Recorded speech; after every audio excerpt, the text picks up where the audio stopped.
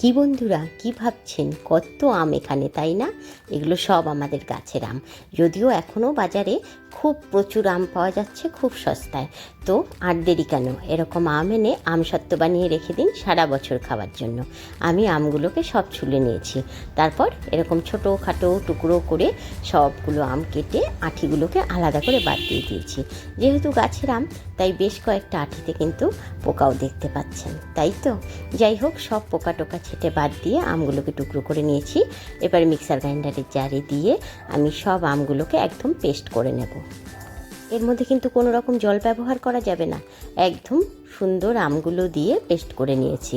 আমগুলো দেখে মনে হচ্ছে সুন্দর পেস্ট হয়ে গেছে, যদিও এক দুটো দানা থাকলে আমি ওগুলোকে পরে নাড়তে নাড়তে ছেটে বাদ দিয়ে দিব, তাই আর ছাঁকনি দিয়ে ছাঁকলাম না, মানে আলিশির জন্য। আপনারা চাইলে একবার ছেঁকে নিতে পারেন।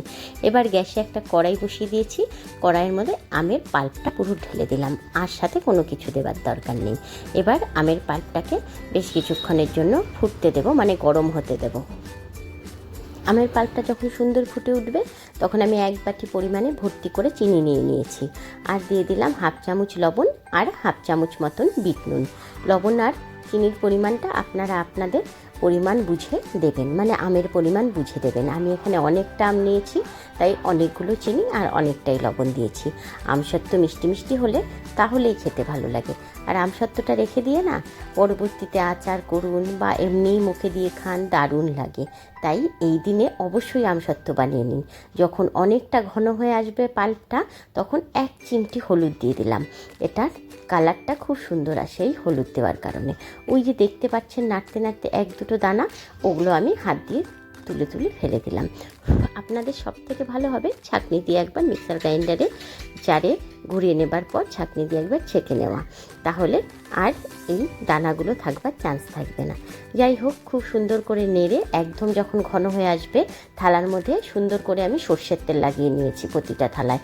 এবার চারটে থালার মধ্যে আমি সুন্দর করে ঢেলেই সাথে সাথে এইভাবে গড়িয়ে সম্পূর্ণ থালার মধ্যে ছড়িয়ে নেব। এই কাজটা কিন্তু খুব তাড়াতাড়ি করতে হবে, না হলেই কিন্তু জমাট বেঁধে যাবে আমসত্ত্ব। তাই সাথে সাথে গরম অবস্থায় ঢেলেই সাথে সাথে ছড়িয়ে দিতে হবে। বাড়িতে যদি দুজন মানুষ থাকে তাহলে আরেকটু ভালো হয়, একজন ঢালবে আর একজন থালাটার মধ্যে সম্পূর্ণটা ছড়িয়ে দেবে। তারপর ছড়িয়ে দেবার পর একটু থালাটাকে থপ থপ থপ থপ করে থালাটাকে ব্যালেন্স করে নিতে হবে। তারপর রোদে শুকাতে হবে 4-5 দিন, দিনের বেলা রোদে আর রাত্রিবেলা ঘরে ফ্যানের হাওয়ায়।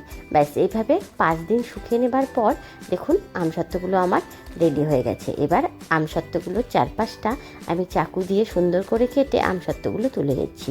দেখেই কি খেতে ইচ্ছে করছে না বলুন? দারুণ হয়েছে কিন্তু এই আমসত্ত্বগুলো, একদম খুব সুন্দর হয়েছে।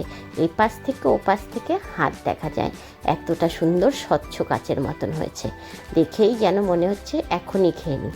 কিন্তু এই গাছের আম দিয়ে বানানো আমসত্ত্ব সারা বছর চলে যাবে। তো বন্ধুরা, অবশ্যই বানিয়ে নিন এরকম করে আমসত্ত্ব। আর আমার রেসিপিটি ভালো লাগলে অবশ্যই বন্ধুদের সবার সাথে শেয়ার করুন, আর একটা লাইক বাটন অবশ্যই টিপে দিবেন। আর যদি ফেসবুক থেকে দেখে থাকেন তাহলে অবশ্যই আমার পেজটিকে ফলো করুন।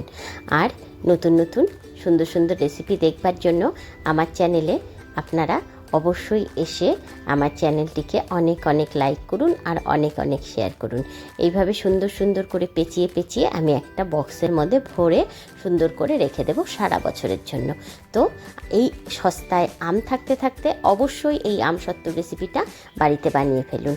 তো টাটা বন্ধুরা, আজ এই অবধি, দেখা হবে আবার নেক্সট কোনো ভিডিওতে। ভালো থাকবেন, সুস্থ থাকবেন। আর হ্যাঁ, আমার চ্যানেলে নতুন হয়ে থাকলে অবশ্যই সাবস্ক্রাইবটা করে দেবেন প্লিজ। আমার রেসিপিগুলো কেমন লাগে কমেন্ট বক্সে কিন্তু অবশ্যই জানাবেন। আপনাদের কমেন্ট পড়তে আমার অনেক ভালো লাগে। টাটা।